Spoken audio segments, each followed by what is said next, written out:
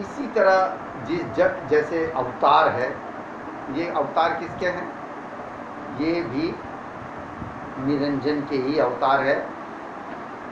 लेकिन शास्त्रों में बताया गया, पुराणों में, कि पुराण वो वेदों का खुलासा ही।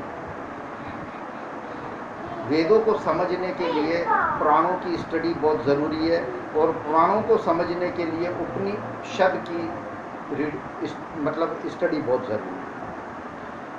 अब अवतार भी है, वो देवी कहती है कि कृष्ण मेरा अवतार है, विष्णु कहता है कि कृष्ण मेरा अवतार है, मैंने अवतार लिया।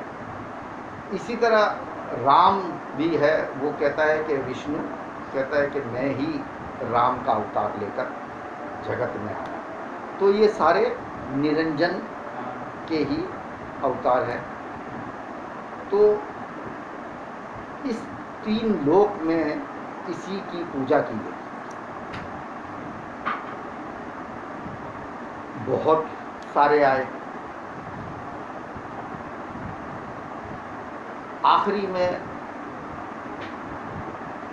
शायद रामापीर को भी ले आए, लेकिन शास्त्रों में कहीं नहीं है कि मैं रामापीर के अवतार में भी आऊँगा, कहीं भी नहीं। लेकिन यहाँ ज़बरदस्ती ठोक दिया गया कि ये भी विष्णु का अवतार है। रामापीर भी विष्णु का अवतार, तो जाहिर है वो काल का अवतार हो गए। बाकी कृष्ण भी काल का अवतार, राम भी काल का अवतार। 3 पुत्र जो है, 3 गुण, त्रिदेव जिसको हम बोलते हैं, ब्रह्मा विष्णु महेश, वो भी काल के पुत्र हैं, काल के बेटे हैं, निरंजन के बेटे हैं। तो ये सब भगवान बने बैठे हैं। कहाँ के? इस 3 लोक के। जो जिनके भी मैंने नाम दिए, ये सब 3 लोक के भगवान बने बैठे हैं। और क्या कहते हैं? मैं ही हूँ, जो कुछ हूँ मैं ही। सब यही पुकार रहे हैं। जब ये गेम चला तो देखा कि हर आदमी वो काल की पूजा में लगा हुआ है, काल को ही परमात्मा ठहराया हुआ है। तो फिर संतों ने इसकी खोज की। संतों ने जब इसकी खोज की तो उन्होंने अद्भुत हस्ती को पाया, अद्भुत हस्ती को पाया। और वो हस्ती कौन थी? वो सत्पुरुष की हस्ती, जो इस 10वें द्वार से ऊपर है। कहते हैं ना कि जो कुछ देखा 3 में देखा, चौथा दर्शाया ना कोई, जो चौथा दर्शाए वही सतलोकी हो। तो यहाँ जो भी बात करते हैं संसार में, 3 लोक की बात करते हैं, त्रिदेव की बात करते हैं, त्रिमूर्ति की बात करते हैं, 3 गुण की बात करते हैं, चौथे की तो बात ही नहीं करते हैं। तो हर आदमी इन्हीं में फंसा हुआ है, इन्हीं की पूजा करता है। चौथे को जो दर्शाएगा बस वही समझो सतलोकी होगा, और वो सतलोक हमें पहुंचाएगा। वो इन 3 लोक से बाहर है। यानी ये 10वें द्वार से बाहर जो 11वां 12वां 13वां, जिसको एकादशी कहा गया, यानी 10वें से ऊपर 1, 11वें द्वार तक को एकादशी कहा गया। ये एकादशी के बाद सारे सतलोक के द्वार। इसी चीज़ को समझने के लिए संतों ने फिर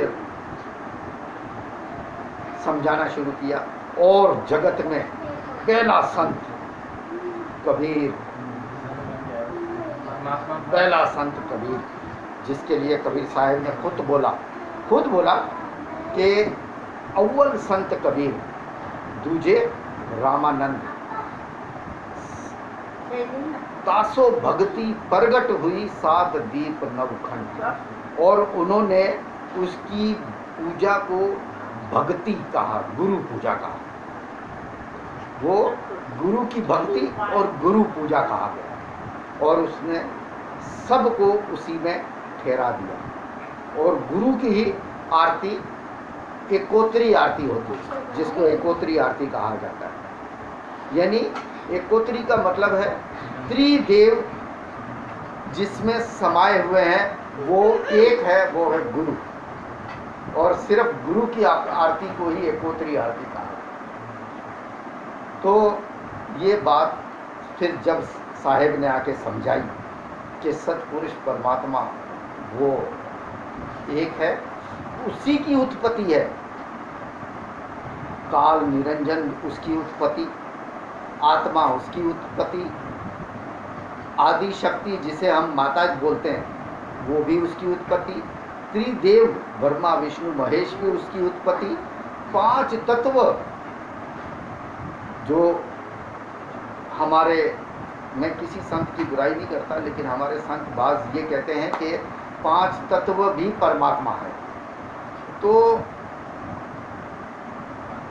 कैसे हो सकता है कि जो उत्पत्ति हो, क्योंकि 5 तत्व भी उत्पत्ति है, 3 गुण भी उस सत्पुरुष की उत्पत्ति है, जो उत्पत्ति हुई वो परमात्मा नहीं हो सकता।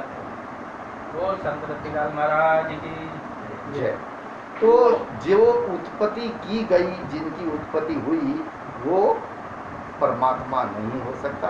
परमात्मा जिसको ठहराया गया वो कबीर साहब ने आके बताया कि वो मैं ही हूँ, मेरे अलावा दूसरा कोई नहीं है। और उस बात को साहेब ने अपनी साखी में सिद्ध किया कि कक्का केवल नाम है, बब्बा बरन शरीर, रेरा सब में रम रहा ताका नाम है। तो बोला सब के अंदर जो रम रहा है वो एक, उसका नाम है कबीर। तो बहुत विचार करने की बात है कि हम इन सब चीज़ों को छोड़कर इधर उधर भागते हैं, हम इधर उधर भागते हैं। अब मेरी बातों को बहुत आसानी से लोग समझ नहीं सकते, क्योंकि जब मेरी बातों को नहीं समझ सके तो साहेब की बातों को समझना तो बहुत कठिन है ना। और साहेब ने कहा है कि मेरा गाया जो गाएगा 3 लोक में धक्के खाएगा।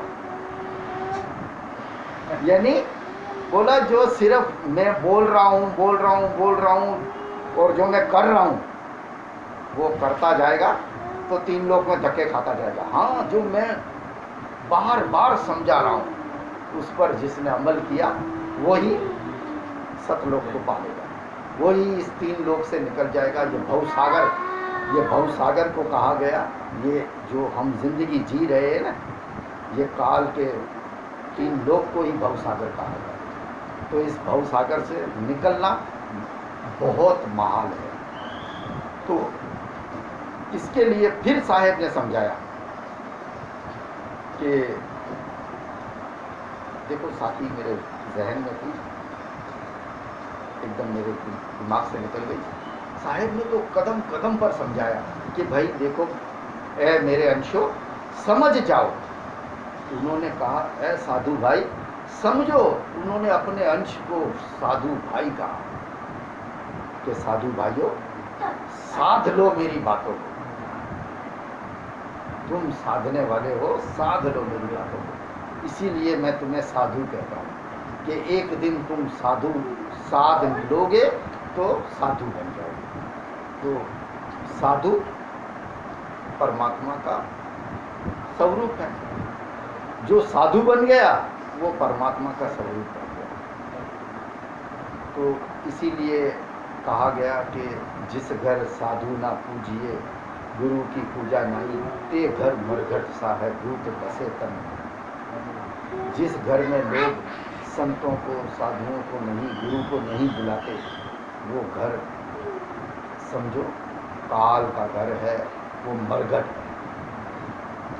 जहाँ संत के, गुरु के पैर पड़ेंगे वहाँ से विघ्न भाग जाते हैं। और भूतड़े तो ऐसे भागते हैं चीखते हुए, तो ये कौन आ गया भाई, भागो, हम जल रहे हैं। उनको आग लग जाती है और वो जलना शुरू हो जाते हैं और भाग जाते हैं। तो ये सब गुरु का, ये उस मेरे सदगुरु परमात्मा का सब कमाल है कि उसने जिस शख्स पे भी गुरु का शब्द पेबंद कर दिया, पेवस्त कर दिया, क्योंकि काया को साहेब ने कहा है कि ये काया जो है ना, ये गुरु नहीं है, ये जो बोल रहा है ना, ये गुरु है। बस मैं जो कुछ मैं परमात्मा से जो प्रार्थना करता हूँ उसको पूरी करना अवश्य उसका कारण है, करने वाला वही है, क्योंकि वो मेरे को चला भी वही रहा है, मेरे को बुलवा भी वही रहा है, सुन भी वही रहा है, कह भी वही रहा है, सब वही है, दूसरा तो कोई है ही नहीं। वो बट गया, खुद ही ये जाल बनाया, पाप और पुण्य का जाल खुद ही बनाया उसने, पाप और पुण्य का जाल बनाकर अपने आप को इस पिंजरे में कैद कर दिया। ये पिंजरा है काया, ये काया एक पिंजरा है, इसमें अपने आप को कैद कर दिया। अब इसमें से उसको निकाले कौन? खुद ही निकलेगा, खुद ही निकलेगा। वो कैसे निकलेगा कि वो आत्म रूपी है ना, वो आत्म रूपी है और उसके 4 अंतःकरण है, मन, बुद्धि, चित्त और अहंकार। अब हम बुद्धि को इस्तेमाल करेंगे और चित्त लगाएंगे किसकी तरफ? उस परमेश्वर, पार ब्रह्म परमेश्वर सत्पुरुष की तरफ। जब हम चित्त लगाएंगे, अपनी बुद्धि को इस्तेमाल करके उसकी तरफ चित्त लगाएंगे, तो ऑटोमेटिकली मन हमारे वश में आता जाएगा और हमारा अहंकार जो है ना, वो खत्म हो जाएगा। जब अहंकार हमारा खत्म हो गया तो मन हमारे वश में आ गया, क्योंकि हमें भगाने वाला, हमें डराने वाला, हमको भ्रम दिलाने वाला, ये सब हमारा मन ही है। हमारा मन ही हमें भगाता है। तो साहिब ने कहा है कि बहु बंधन से बांध दिया एक बेचारा जीव, जीव बेचारा क्या करे जो ना छुड़ाए पीव। तो ये पीव कौन है? ये यही है, ये खुद ही पीव है और खुद ही जाल है, खुद ही सब कुछ है, सब दूसरा तो कोई है ही नहीं ना। बस उसने एक खेल खेला। उसने खेल क्या खेला? बोला काया गुदड़ी कहा विस्तारा, देखो संतो अगम सिंगारा, चांद और सूरज दो पेवंद लागे गुरु प्रतापे सोवत जाते। फिर कहते हैं कि तामे जीव ब्रह्म और माया सिमरत ऐसा खेल बनाया। तामे जीव ब्रह्म और माया, ये काया। तो ये काया ही को बनाने वाला भी वही है, इसको मिटाने वाला वही है, इसको इकट्ठी करने वाला वही है, इसको बिखरने वाला भी वही है, सब वही है। लेकिन क्या बात है देखो उसकी। तो फिर क्या कहता है? देखो भाई, मैं तुम जानो काल जाने, काल से बचो। अरे भाई काल भी तो वही है। हाँ, ऐसा खेल रचा है, ऐसा खेल रचा दिया, अद्भुत खेल, हंसा दिया लोगों को। अब काल को वो क्या, देखो ना, हम ऐसे मन के चक्कर में फंसे कि हम काल को परमात्मा समझने लगे और परमात्मा को हम काल समझने लगे। हाँ, अब आजकल के जो लोग, अगर मैं ये बातें किसी को बोलूँगा तो बोलेंगे अरे मैं भटका रहा। ये शैतानी जाल बनाया हुआ है निरंजन का, ये निरंजन का एक शैतानी जाल है।